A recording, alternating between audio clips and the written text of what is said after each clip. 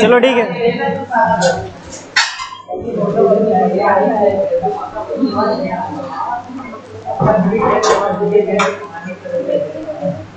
अच्छा, याद है कि सब भूल गए हो एसी का?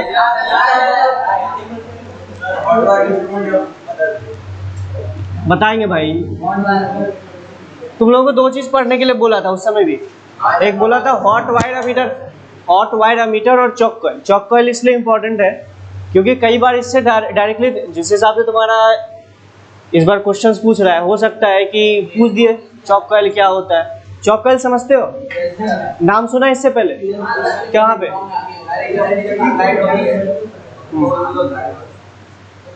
अच्छा, कितने लोग पढ़ के आए सर, ईमानदारी से बताना चॉक कॉइल के बारे?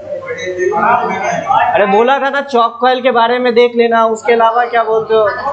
अच्छा हाँ, तुमको तो पढ़ाए थे 12th वाले, तुम लोगों को पढ़ाए थे ना चॉक कॉइल?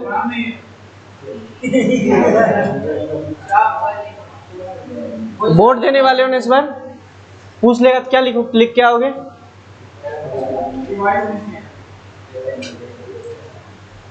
मतलब जेईई मेंस खत्म हो गया, अभी तक रिवीजन आपका नहीं हुआ है। दो बार जेईई मेंस भी खत्म हो गया, रिवीजन अभी तक नहीं हुआ है। अब बोलो नंबर कम क्यों आता है, तो यही रीजन है। 3-4 महीने पहले सब कुछ पढ़ा दिया गया, उसके बाद भी एक बार रिवीजन तुम लोग से नहीं होता है। पता नहीं दिन भर क्या करते हो तुम लोग। तुमको नहीं बोल रहे, तुम्हारा हाल ऐसा नहीं है, सब 12th वालों का यही हाल है। बोर्ड में भी तुम लोग लुढ़कोगे, फिर जाके जेईई मेंस में भी लुढ़कोगे। जो बोला जाता है यहाँ के पढ़ाई कीजिए, तो एक बार भी पढ़ने आने की जरूरत ही नहीं है।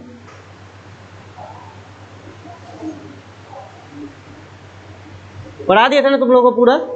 कब करवाए थे बताना ना। अक्टूबर में इनका खत्म हो चुका है अभी तक, मतलब अरे हाय। चले देखे, एलसीआर देख लिया था। अच्छा, एक चीज बताया थे क्या एलसीआर में? एलसीआर को हम लोग एज ए वोल्टेज रेगुलेटर की तरह भी यूज कर सकते हैं।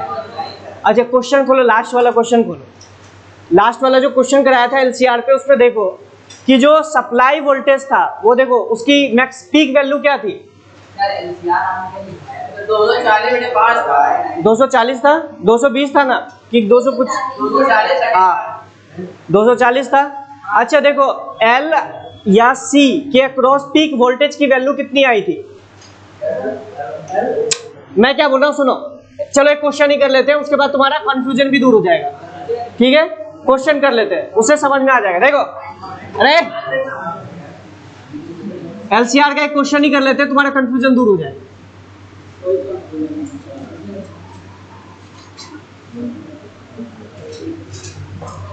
दो सौ 20 साइन ओमेगा टी,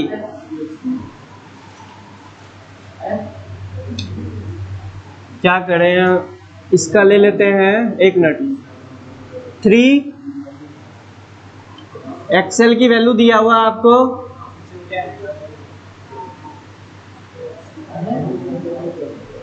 चलो 10 एक्सी की वैल्यू दी हुई है आपको 6। चलिए आपको बताना है, सुनो, क्वेश्चंस बहुत सारे इसमें बन सकते हैं। ठीक है, बहुत सारे क्वेश्चंस बन सकते हैं, लेकिन चलो यहाँ पे एक और चीज जोड़ देते हैं, +30। आपसे क्या पूछ रहा है, सुनो, P की वैल्यू अक्रॉस इंडक्टेंस, ये क्या है इंडक्टर, और P की वैल्यू अक्रॉस कैपेसिटर, मतलब इन दोनों के across peak value of voltage क्या होगा? अच्छा, पीक वैल्यू किसको कहते हैं? अगर तुम ध्यान से देखो तो यही तो पीक वैल्यू है ना। समझ रहे हो मेरी बात को कि पीक वैल्यू किसको कहते हैं? अरे मैक्सिमम वैल्यू ऑफ वोल्टेज क्या हो सकता है इसके अक्रॉस? समझ रहे हो मेरी बात को? तो आपसे पूछ रहा है इसके अक्रॉस पीक वैल्यू, इसके अक्रॉस पीक वैल्यू, और चलो रेजिस्टेंस के अक्रॉस भी पीक वैल्यू।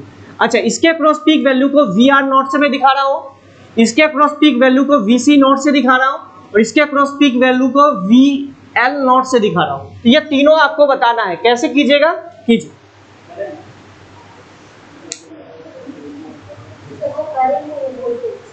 वोल्टेज है, इसके नीचे लिखा वोल्टेज लिखूंगा ना।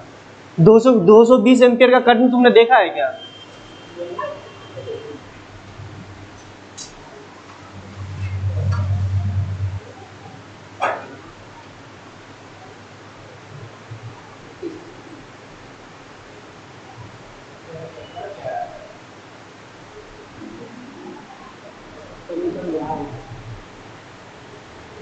अबे नहीं हुआ तो फिर खाओगे गदाक करके।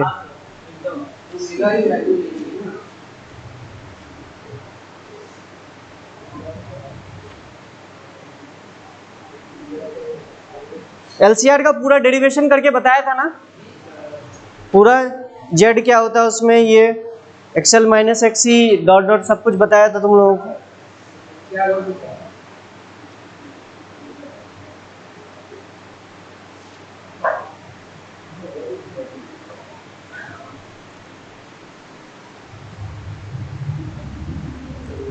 कोई बहुत इजी क्वेश्चन पूछा हूँ, इतने टाइम लग रहे हैं तुमसे। मैं करूँ? हाँ ठीक है, गुड। देखो तुम्हें पता है कि मुझे वोल्टेज निकालने के लिए करंट चाहिए, पीक वैल्यू ऑफ वोल्टेज और पीक वैल्यू ऑफ करंट के बीच में एक रिलेशन होता है। याद करो मैंने बोला था जो काम आपका डीसी सर्किट में रेजिस्टेंस का होता है वही काम आपका एसी में जेड का होता है। समझ रहे हो मेरी बात को? तो मैं क्या पीक वैल्यू के लिए ये फॉर्मूला लिख सकता हूं, peak value of voltage should be equals to peak value of current into Z. समझ रहे हो मेरी बात को? अच्छा इस केस में जेड क्या होगा बताओ? जेड इज इक्वल्स टू क्या हो जाएगा बताओ? ये हो जाएगा एक्सएल माइनस एक्सी या एक्सी माइनस एक्सएल का square plus of R square. अरे यही तो होता है भाई। तो ये हो गया तुम्हारा, देखो 4 स्क्वायर प्लस 3 स्क्वायर, यही लिखा हुआ है तो इसलिए ऐसा दिया था। ये हो गया 5, जेड कितना हो गया 5। तो मतलब बताओ कि आई नॉट की वैल्यू कितनी हो जाएगी 220/5। ठीक है, ये आपका आ गया। जितना भी बहुत ज्यादा आ गया, चलो करंट की वैल्यू उस हिसाब से हमें थोड़ा कम करना चाहिए था। ठीक है, जो भी आए कितना 44, बहुत ज्यादा करंट हो गया। चलो ठीक है, कोई नहीं, दिक्कत नहीं, ऐसे ही। अच्छा अब अगर मान लो तुमको वी आर नॉट लिखना है, सुनना मेरी बात को, वी आर नॉट लिखना है तो तुम क्या ऐसे लिख सकते हो आई नॉट इंटू आर, यही तो लिखोगे। अरे यही ठीक।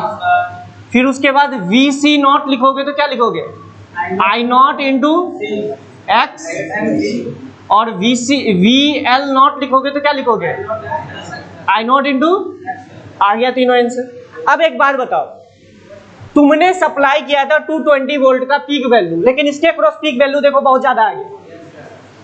समझ रहे हो मेरी बात को? कितना आ गया 440। तो तुम्हें नहीं लगता है कि मतलब इसको वोल्टेज, अगर मुझे वोल्टेज की वैल्यू को बढ़ाना है या वोल्टेज रेगुलेटर की तरह बिहेव करवाना है तो मुझे LCR सर्किट का हम लोग यूज कर सकते हैं। समझ रहे हो मेरी बात को? इसलिए मैंने बोला था कि वोल्टेज रेगुलेटर के रूप में इसका हम यूज कर सकते हैं। समझ रहे हो? तुम्हें दिख रहा है यहाँ पे? अच्छा यही सेम क्वेश्चन, इसी तरह का क्वेश्चन तुम्हें करवाया गया होगा। Voltage as a function of time, इसके अक्रॉस क्या होगा याद करो। पहले हम लोग करंट निकालते थे as a function of time. कैसे निकालते थे? करंट जो निकालेंगे वो क्या होगा, इससे आई अल्फा फेज पीछे होगा। समझ रहे हो मेरी बात को? और अल्फा की वैल्यू कैसे निकालेंगे याद करो, tan इनवर्स ऑफ क्या एक्सएल यहाँ पे कौन बना है XL minus XC upon R, वहां से आपका आ जाता है अल्फा की वैल्यू।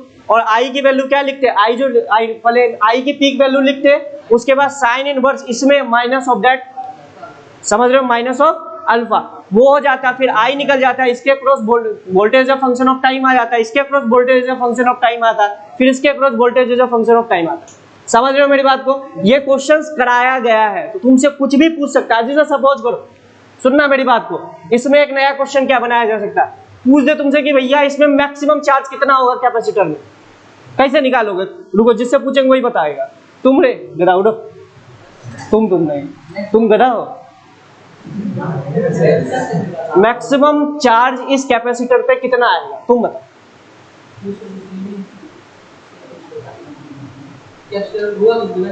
क्या? हाँ, कौन सा बी से मल्टीप्लाई करोगे? कौन सा वोल्टेज से? मैक्सिमम वोल्टेज कौन सा मैक्सिमम वोल्टेज? क्या? आई नॉट जेड इस वोल्टेज से।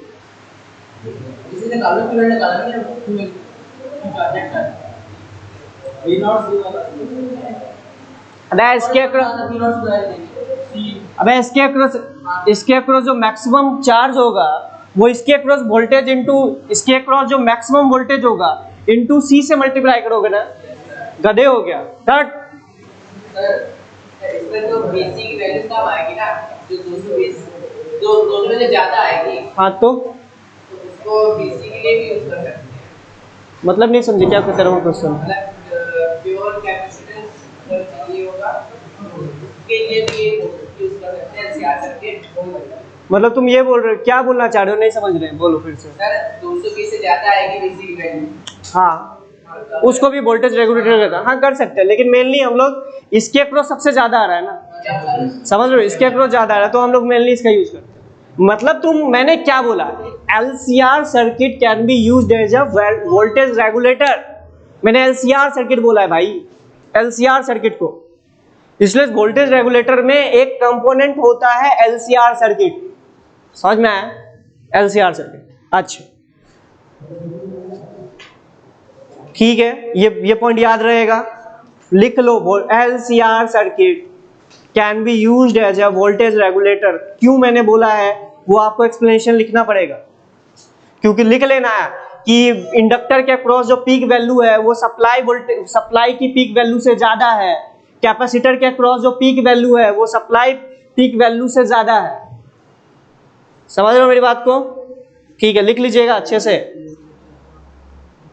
तो सब थ्योरेटिकल छोटे छोटे क्वेश्चंस आपसे पूछे जा सकते हैं, और ये सब ऐसा नहीं है, एक दूसरे से कनेक्टेड है। जब मैं एसी इसको सेमीकंडक्टर पढ़ाऊंगा तो वहां पे वोल्टेज रेगुलेटर की बात करूंगा, जीनर डायोड को, तो उस समय भी मैं इसके बारे में आपको चर्चा करूंगा। ठीक है, एक्सेल की वैल्यू कम होती है क्या? एक्सेल की वैल्यू 2 हो जाती है।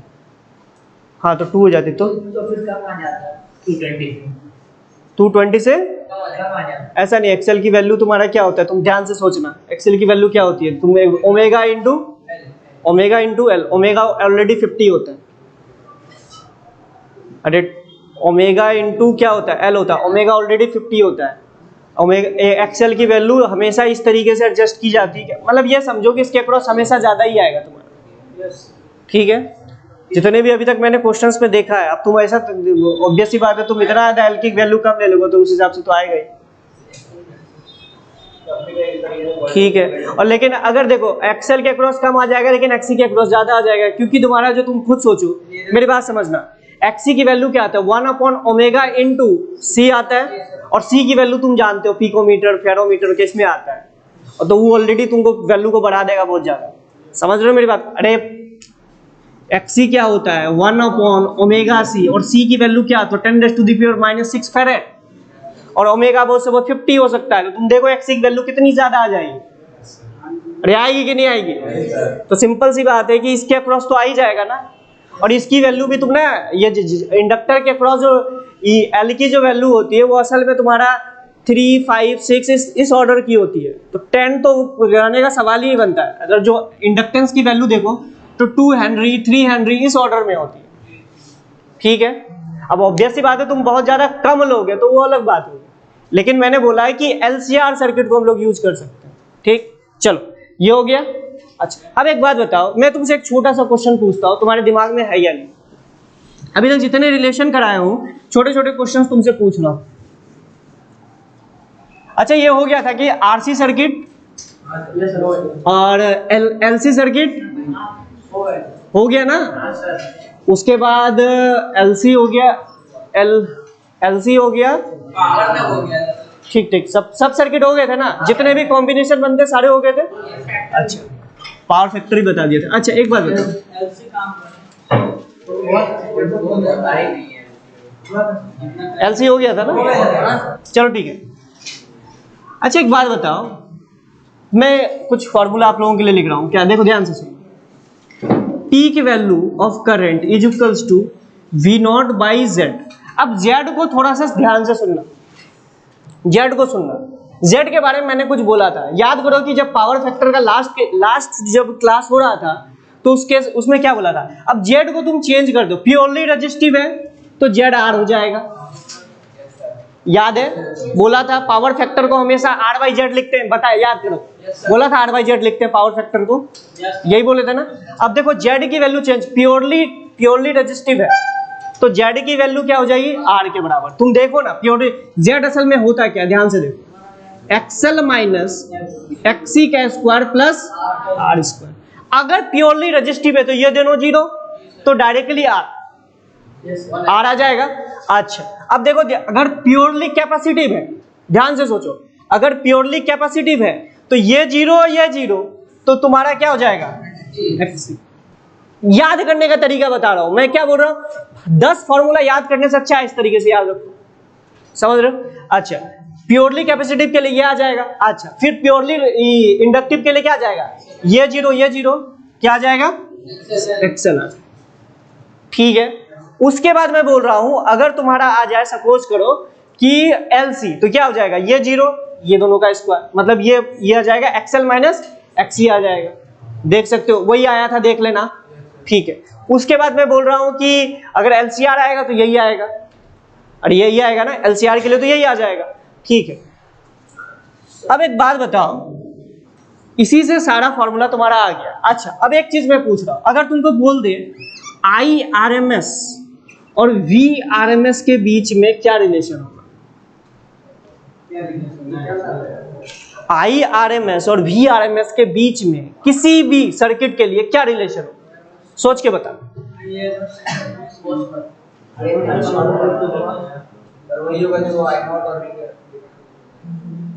IRMS असल में क्या होता है, I0/√2 और ये होता है V0/, दोनों तरफ √2 से डिवाइड दे दो,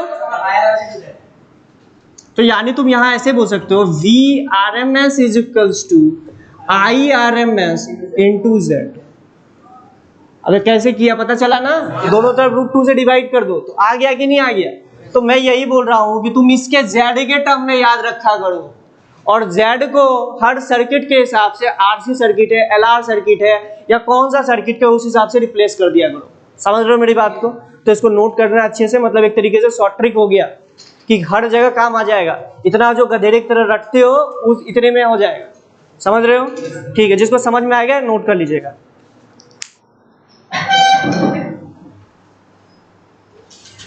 अरे सारे कॉम्बिनेशन में करंट की वैल्यू इसलिए सेम होगी क्योंकि सीरीज कॉम्बिनेशन में लगा हुआ है, सीरीज कॉम्बिनेशन में करंट तो सेम ही होता है ना, सिंपल सी बात है।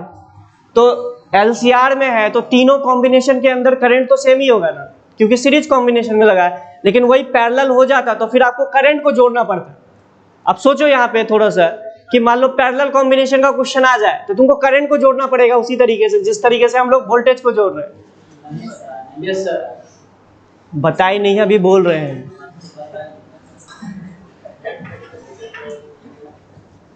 हमें पता है, नहीं बताए भाई।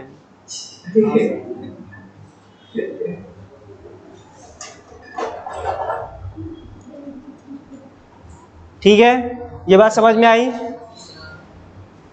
तो ये जरूर नोट कर लेना कि Z की वैल्यू को चेंज करते जाना है हर जगह।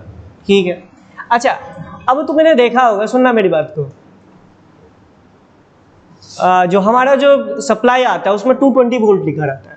अरे ये जो मतलब तुम देखोगे ज्यादातर हमारे इंस्ट्रूमेंट में लिखा रहता है 220 वोल्ट 50 हर्ट्ज। ये 220 वोल्ट किसको दिखाता है, तुम सोच के बता दो, किसको दिखाता है? पी के वैल्यू को दिखाता है या आरएमएस वैल्यू को दिखाता है? किसको दिखाता है?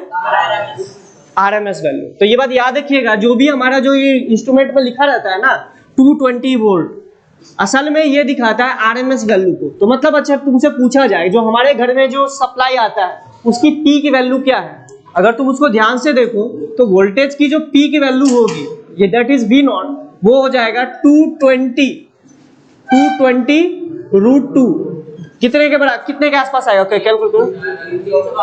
312 1.4 होता है ना, यही आएगा आई थिंक 312 वोल्ट के आसपास आएगा। मतलब तुम्हारे घर में जो सप्लाई आ रही है उसकी पी की वैल्यू कितनी है? 312 वोल्ट। बात याद रखिएगा। हाँ ठीक है, चलो 311 ठीक। तो यही इसकी पी की वैल्यू याद रखिएगा। तो ये लिख लो कि हमारे घर में जो सप्लाई आती है 220 वो RMS वैल्यू होता है, फिर ठीक है। अब P की वैल्यू कितनी हो जाएगी 220 इंटू √2 टाइम्स।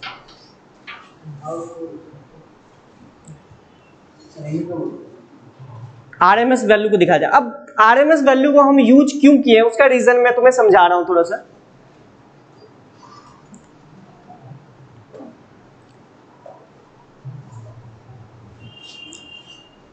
ये समझ में आया? अच्छा, एक नॉर्मल सा क्वेश्चन मेरे टीचर ने भी कोटा में मुझसे पूछा था, तुम ही से पूछ रहा हूँ, कितने तुम में दिमाग है, ठीक है? मेरे से पूछा गया था और हम सही आंसर दिए थे, ये पहले ही बता देते। मान लो तुमको एक डीसी सोर्स है, ठीक है, जो 220 वोल्ट से, तो मतलब कि कोई गधेरा गया डीसी सोर्स 220 वोल्ट का टच कर दिया, उसको झटका लगा। दूसरा है कि एक एसी सोर्स है जिसका 220 वोल्ट लिखा हुआ है, किसको जबरदस्त झटका लगेगा? किसमें? एसी वाले में कि डीसी वाले में? तुम कौन बोल रहा है एसी वाले में? हाथ खड़ा कीजिए। कौन बोल रहा है एसी वाले में? कौन बोल रहा है डीसी वाले में? डीसी वाले में। और तुमने किसी में नहीं? एसी वाले में। चुप। तुम एक बात बताओ, तुमको एक थप्पड़ कोई ऐसे मारे, कोई थप्पड़ एक बार खींच के मारे, किसमें ज्यादा तुमको लगेगा? तो ऑब्वियस ही बात है, तुम ये समझो ना कि इसकी पीक वैल्यू कितनी है? ज्यादा है। कितनी? 311 है। तो कौन, अगर मान लो कोई 220 सह भी ले तो 311 सह पाएगा? सिंपल सी बात है। और ये समझो ना, ये 1 सेकंड में कितनी बार चेंज हो जा रहा है? 100 बार। तो उससे फर्क ही नहीं पड़ेगा कि मतलब कि ये चेंज हो रहा है। समझ रहे हो मेरी बात को? कि तुम्हें सोचो टच कर दिया था जीरो होगा, हटा लेंगे हाथ, करंट जीरो हो जाएगा, नहीं ऐसा कुछ नहीं होगा। तो लगातार होगा तो क्या हो गया? तुम ये बताओ कि तुमको कोई एक धीरे से थप्पड़ मार रहा हो, कोई एक बार चटाक करके कोई धीरे से मार दिया, तुमको किसमें ज्यादा चोट लगेगा बताओ? प्रैक्टिकल करें, बोलो। एसी में ज्यादा प्रॉब्लम होगा क्योंकि पी की वैल्यू ज्यादा है ना भाई, समझ रहे हो? बाय वाले समझ रहे होंगे कि तुरंत सापे हो जाओ। ठीक, चलो। तो एसी में तुमको ज्यादा प्रॉब्लम आएगा क्योंकि ये जो 220 वोल्ट जो दिखा रहा है ना, ये क्या है? तुम्हारा आरएमएस वैल्यू है। पी की वैल्यू तो 311 के आसपास हो गई ना, समझ रहे हो? ठीक, पूछा जा सकता है कौन ज्यादा डेंजरस है, तो समझ लेना कि 220 वोल्ट का जो ये है वो एसी वाला जो है वो ज्यादा डेंजरस है क्योंकि उसकी पीक वैल्यू और ज्यादा जाएगी। ठीक, ओके। अब हम लोग समझते हैं कि थोड़ा सा समझना कि एसी 220 वोल्ट क्यों लिखा रहता है। एक्चुअली में हम पी की वैल्यू को यूज क्यों नहीं करते हैं और आरएमएस वैल्यू को क्यों यूज करते हैं, उसका मैं रीजन बता रहा हूं। क्योंकि अब आप लोगों को पावर किस तरीके से निकाला जाता है ये मैंने आप लोगों को बता रखा है। अरे बता रखा है ना? चलो ठीक है। अच्छा एक बात बताओ, हमारे घर में जो इलेक्ट्रिसिटी का बिल आता है वो किस में आता है? यूनिट में? यूनिट में आता है। अच्छा एक यूनिट कितने के बराबर होता है? अरे पैसा कितने के बराबर होता है? मुझे लग रहा है कि 1 किलोवाट आवर। अरे 1 किलोवाट आवर को तो 1 यूनिट बोलते हैं ना। अरे 1 किलोवाट आवर को हम लोग बोलते हैं 1 यूनिट। अच्छा ये किसकी यूनिट है? बता, अब एक बात बताओ, ये किसकी यूनिट है? तुम करा। ये पावर की यूनिट है या एनर्जी की यूनिट है? तुमरे? हाँ, अगर गलत हुआ तो देंगे, थप्पड़ मारेंगे। तुमरे? तुमरे गंजेरी? हाँ, आप बोलो। तुमने क्यों एनर्जी?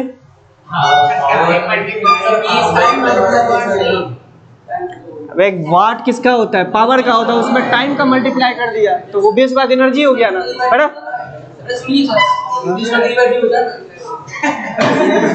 अभी थप्पड़ खा जाओ।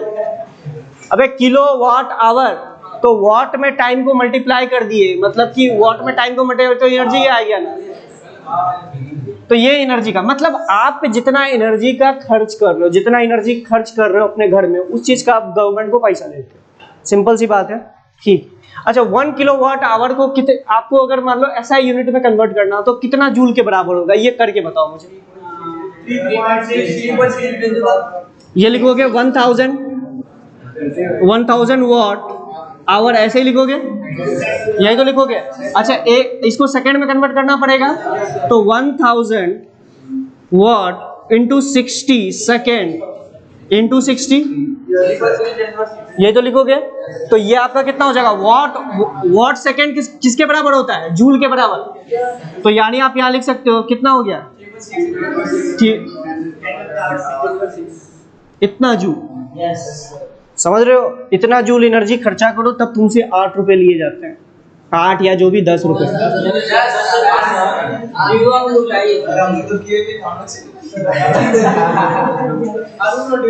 समझ रहे हो, 3.6 इंटू 10⁻⁶ जूल, इतनी एनर्जी। ठीक है, ये आपका होता है यूनिट सिस्टम, मतलब आप जितना खर्च करते हो। अब दिक्कत क्या आता है, आप समझना, तुम्हारे घर में अच्छा कोई बिल देखा अच्छे से, कहीं पे एक छोटा सा लिखा था पावर फैक्टर।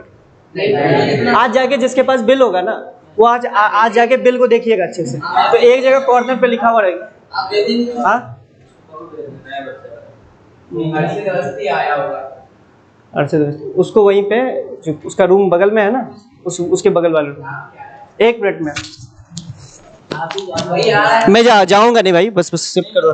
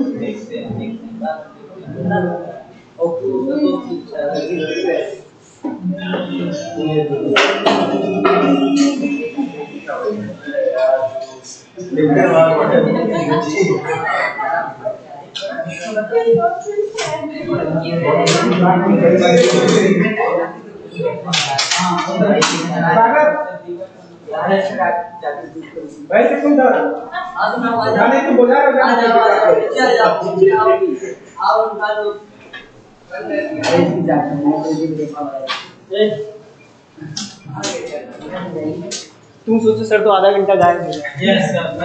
और उसी और जानता है होता क्या करता है जैसे बजा कौन, चलो ठीक है, चलो ठीक है। देखो मैं कहा था, हाँ इतना जूल एनर्जी हम लोग खर्च करते हैं। अब समझना,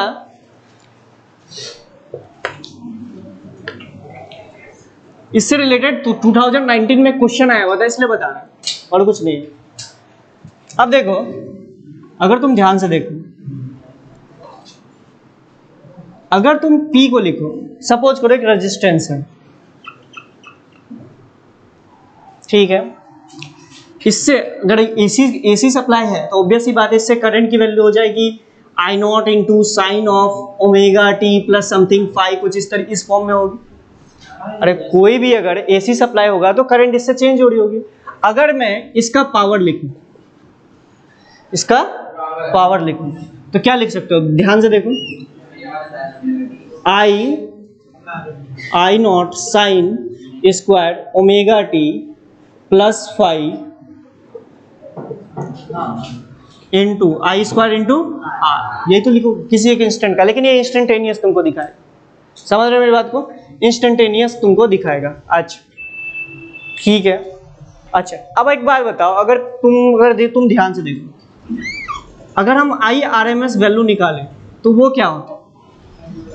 ध्यान से देखना, आई आर एम एस का स्क्वायर वैल्यू निकाले, suppose that I R M S का स्क्वायर वैल्यू निकाले, तो उसको क्या लिखोगे? आई स्क्वायर, जो कि I as a function of time है, D T upon D T का इंटीग्रेशन, ये लिखोगे? अरे यही तो होगा। ठीक है, ऑब्वियस सी बात है, 0 से t जो भी टाइम इंटरवल के लिए आप इसको करोगे। यानी अगर तुम इसको ध्यान से देखो तो आई स्क्वायर डी टी की जो वैल्यू होगी, अगर तुम देखो आई स्क्वायर डी टी का इंटीग्रेशन की जो वैल्यू होगी, वो कहीं ना कहीं तुम्हारा I R M S into T के बराबर होगी। I square R M S into T के बराबर होगी। अरे होगी कि नहीं होगी? ये बात मान रहे हो कि नहीं हो रही? मान रहे। ठीक है। अच्छा ये तो हमने पावर लिखा। अब अगर तुमसे पूछा जाए ये कितनी एनर्जी कंज्यूम कर रहा है, सुनना मेरी बात को, कितनी एनर्जी कंज्यूम कर रहा है, तो एनर्जी कंज्यूम को क्या लिख दो? P इंटू टी, या तुम लिख दोगे I square R T into T D T, यही तो लिखोगे। मैं क्या बोल रहा हूं? I square R D T का इंटीग्रेशन, यही तो लिखोगे। और I as a function of time है, और ये लिख रहे हो कि नहीं लिख रहे हो? I as a function of time, तो आर तो बाहर आ जाएगा, और आई स्क्वायर डी टी को क्या लिख दोगे? ध्यान से देखो, I square R M S into T. समझ रहे हो मेरी बात को? मैं फिर से एक बार बोल रहा हूं, सुनना।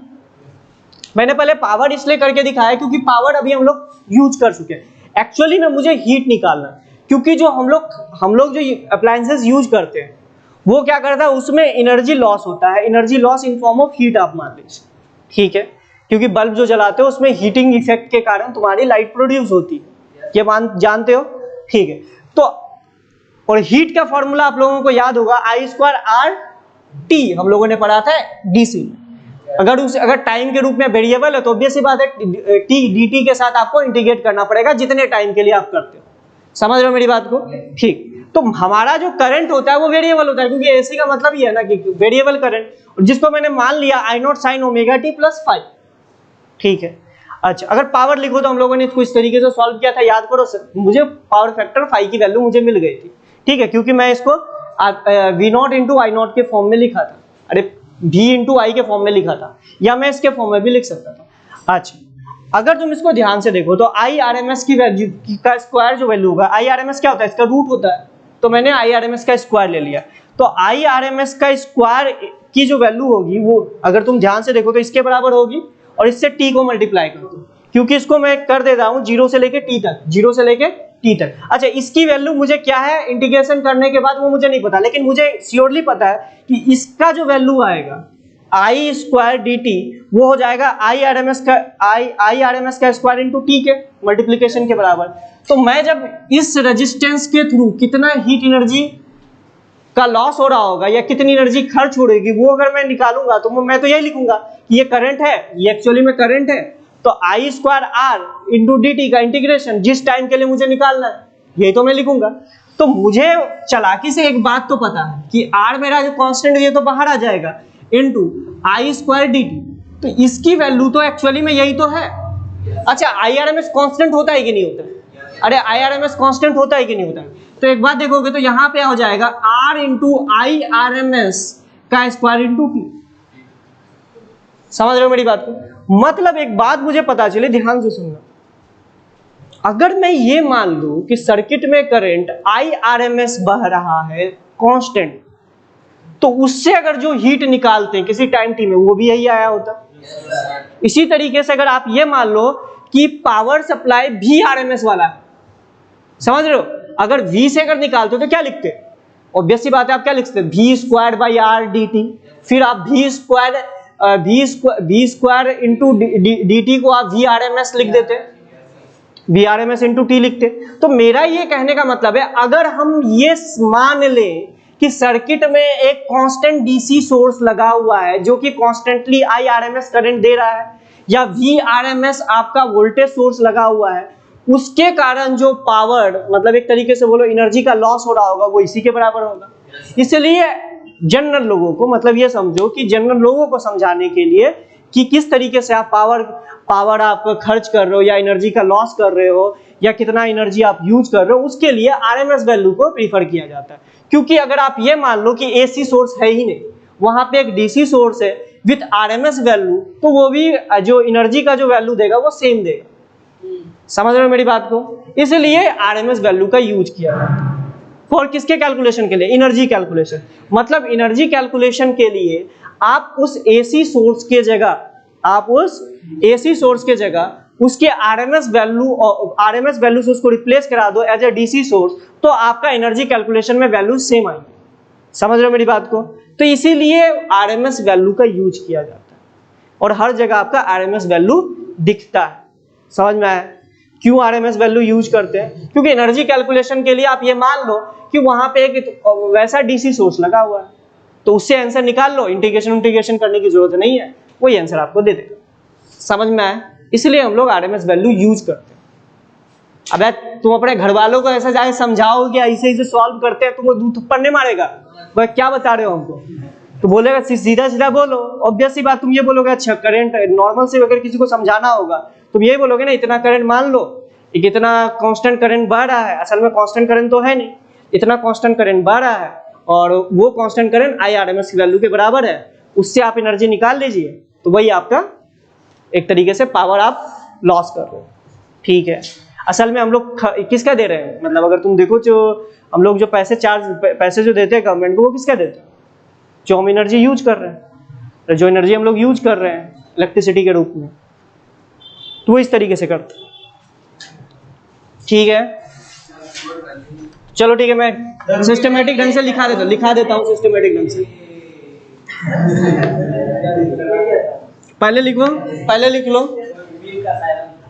पहले क्वेश्चन लिखो, why we use RMS values, एक बार क्वेश्चन आया हुआ था इसमें 2019 में। क्या क्वेश्चन था वो भी मैं बता देता हूँ। कि क्वेश्चन ये था कि एक डीसी एसी सोर्स का आरएमएस वैल्यूज दे रखा था, मतलब वी आरएमएस दे रखा था, आई आरएमएस दे रखा था, और आपसे पूछ रहा था कि पावर 20 सेकंड में कितनी पावर क्या हुआ मतलब ये कितना, इसके अक्रॉस कितना कंज्यूम होगा। तो जिसको ये कॉन्सेप्ट पता था कि भैया उसको डीसी सोर्स की तरह मान लो, मतलब ये समझो क्वेश्चन क्या दिया हुआ था, सुनो क्या दिया था। एक एसी सोर्स है, उसका वी आरएमएस की वैल्यू दे रखी थी 220 वोल्ट, और दे रखा था कि जो करंट है कि आरएमएस वैल्यू जो है वो हमें दे रखा था 4 ampere. t equals to 5 second पे, 0 से 5 सेकेंड तक के बीच में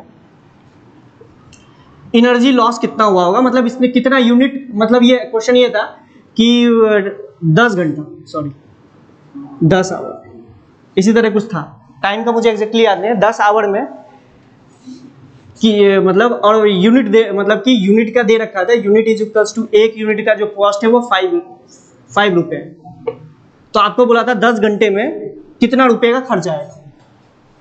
समझे मेरी बात को? ये क्वेश्चन था, कर लो एक बार, खुद से करो। सर वो हेडिंग छोड़ दे। अरे करवा देंगे भाई नीचे, पहले कर लो ये क्वेश्चन। मतलब थोड़ा सा डिफरेंट भी हो सकता है, लेकिन मुझे एग्जैक्टली इसी टाइप का कुछ था, लेकिन ये कर लो कि एक यूनिट की वैल्यू 5 रुपए दे रखी थी, आपको बोला कि 10 घंटे हम अगर ये इसको चलाएं तो आपको बताना है कि कितना आप खर्चा कर रहे हो, मतलब हाँ ठीक है, देखते हैं।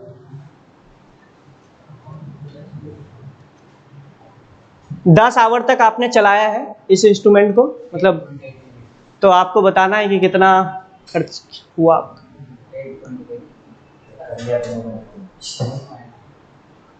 समझ में आया क्वेश्चन? किसको किसको समझ में आ गया? अरे आ गया।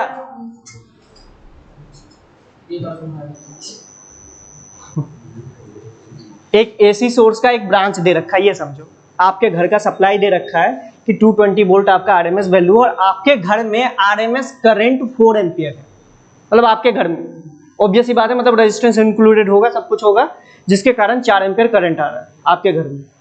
अब ये बोल रहा है कि आप 10 घंटे तक आपके घर में इलेक्ट्रिसिटी है, ठीक है, और एक यूनिट के लिए आप 5 रुपए पे कर रहे हो, तो आप बताइए 10 घंटे जलाइएगा तो कितना रुपए आपको चार्ज लगेगा? करो कई लोग सोचेंगे साला रेजिस्टेंस तो दिया नहीं और हीरो बन रहा है।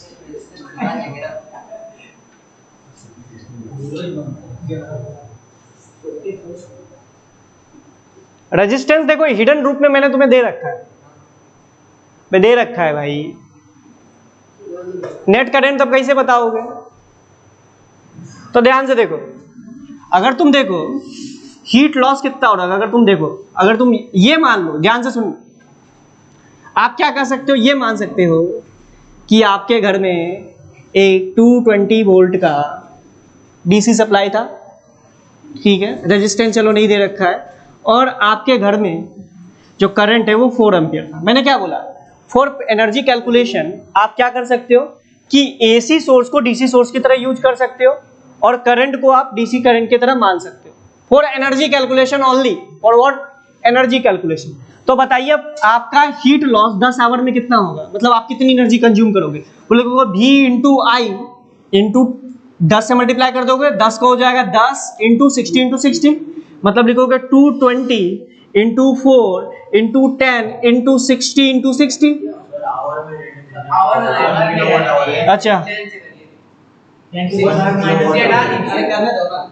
अच्छा चलो ठीक है,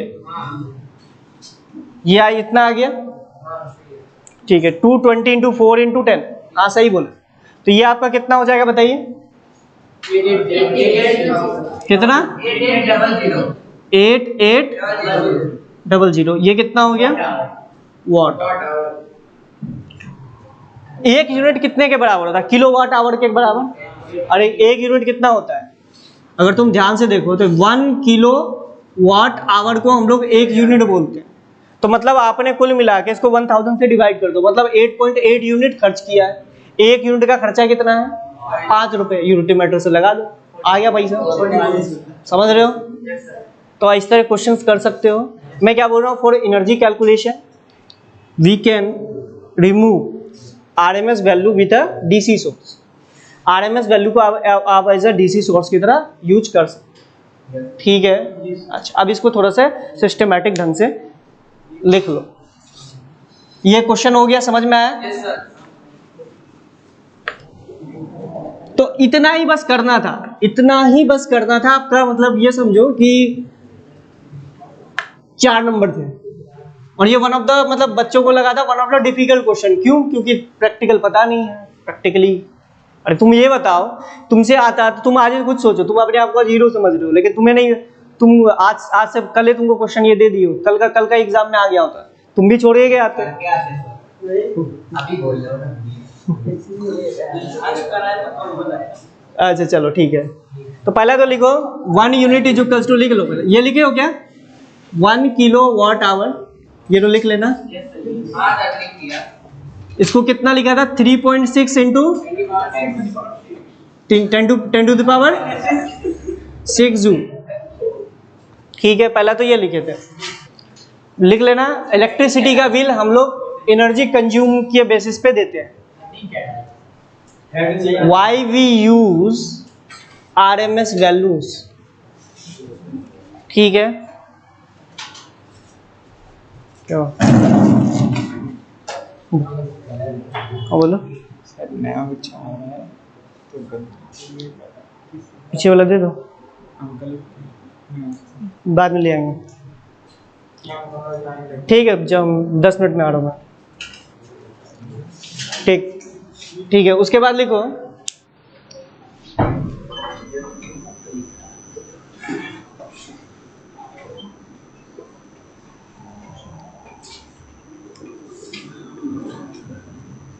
ठीक है।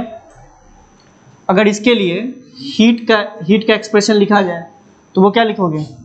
दिस इज आई, तो वो लिखोगे I square R D T, ठीक है। ये तो हम लोगों ने लिख लिया। इसमें एनर्जी का लॉस, ये क्या है? Energy loss. अगर इसमें बोलूं कि इस रेजिस्टेंस के अक्रॉस एनर्जी लॉस क्या होगा, वो हो जाएगा I square R D T, इतना पता है। लेकिन आई जो है वो as a function of time है, इसलिए हम टाइम से डायरेक्टली मल्टीप्लाई नहीं कर सकते, तो इंटीग्रेट करना पड़ेगा जितना से जितना टाइम के लिए। अच्छा, लेकिन एक चीज़ मुझे पता होती है, आई आर एम एस का स्क्वायर जो होता है वो हमारा क्या होता है? ध्यान से देखो, 0 से t के लिए कर रहे हैं मैं, एक पर्टिकुलर टाइम के लिए, तो ये होता है तुम्हारा ध्यान से देखो, I square D T upon D T का इंटीग्रेशन, और इसको 0 से t लिख दो, 0 से t, तो मतलब क्या लिख सकता हूं कि आई स्क्वायर डी टी 0 से t should be equals to I R M S into T, I R M S का स्क्वायर इंटू टी। मतलब कि मैं इसको रिप्लेस करवा सकता हूँ, मतलब मैं इसको ऐसे भी लिख सकता हूँ कि ये हो जाएगा तुम्हारा आई आर एम एस का square into R into T. मतलब इंटीग्रेशन करने की जरूरत ही नहीं पड़ी। आई आर एम एस की वैल्यू क्या होती है, पी की वैल्यू बाई रूट, हो गया। ऐसा दिया रहेगा कि रेजिस्टेंस ऐसा प्रोसेस देगा रेजिस्टेंस टाइम को वैरी करेगा। ठीक है, तब इंटीग्रेशन कर लेना तुम, तो इंटीग्रेशन करना पड़ेगा ना बे, तो या आई का फंक्शन लिखो, आर का फंक्शन लिखो, टाइम करके, तुम तो ऐसे मैथ के स्टूडेंट हो ही, मैथ तुम्हारा फेवरेट है, इंटीग्रेशन कर लेना। तो इसमें पूछने की क्या बात है, हीट का यही फॉर्मूला होता है। ठीक है, खुश? ठीक है,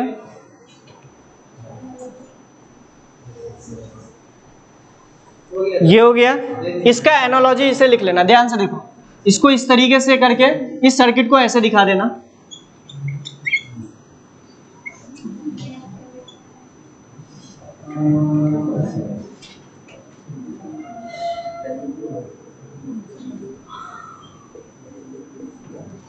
this is also equals to I naught by root two का स्क्वायर इंटू आर टी। समझ में आया? ये और ये एक ही बात है ना, इससे निकाले तो ये पता चला। और अगर हम ये मान लेते कि कांस्टेंट करंट बह रहा है I naught by root two, that is what, I R M S constant current बह रहा है, तो उससे हीट निकालते, हीट लॉस निकालते, तो वो भी तो यही आता ना।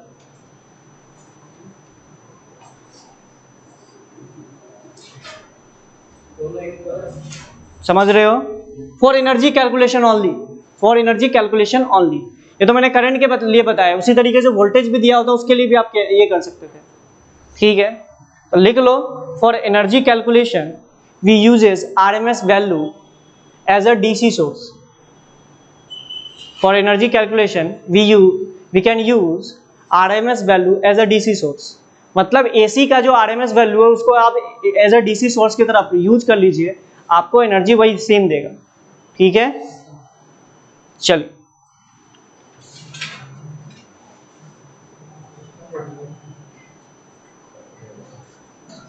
ये बात समझ में आ गई? एक और डायग्राम बना लो ऊपर में।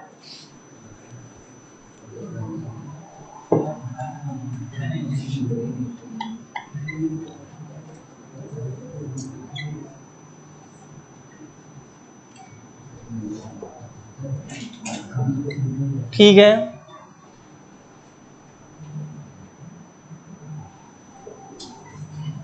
तो बताओ करंट कितना होगा सर्किट में?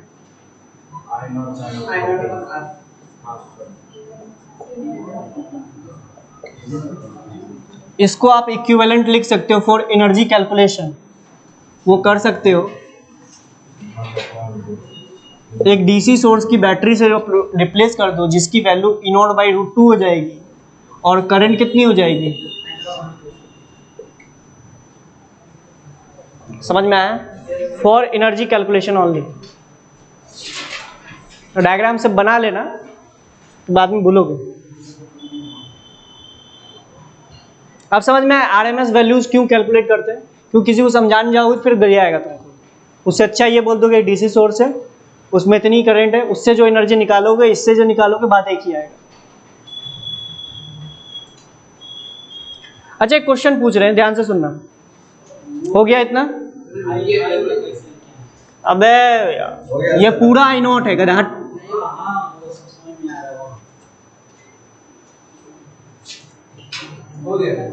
ठीक है, अब एक बात तुमसे लास्ट क्वेश्चन पूछ रहा हूँ।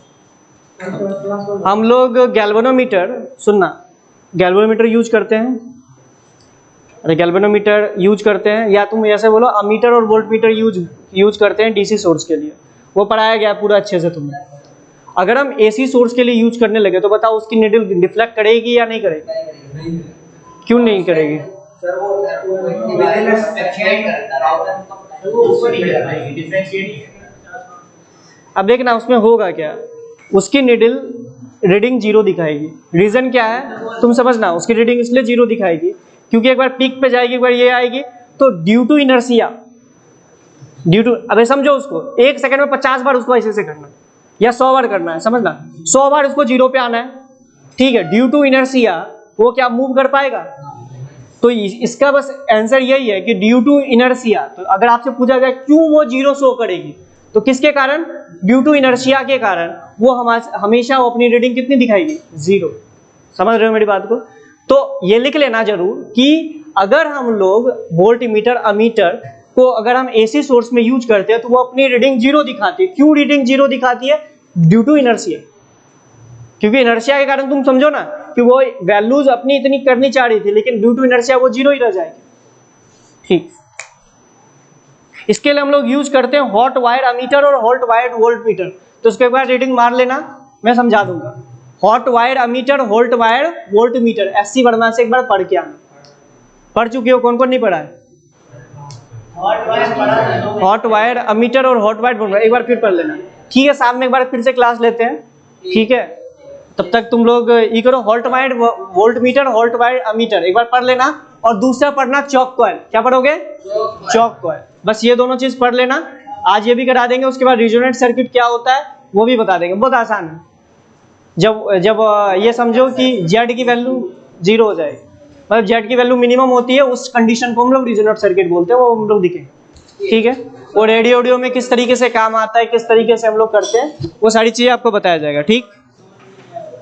हाँ तो बताएंगे ना यहाँ पे, तो पढ़ लो गधा।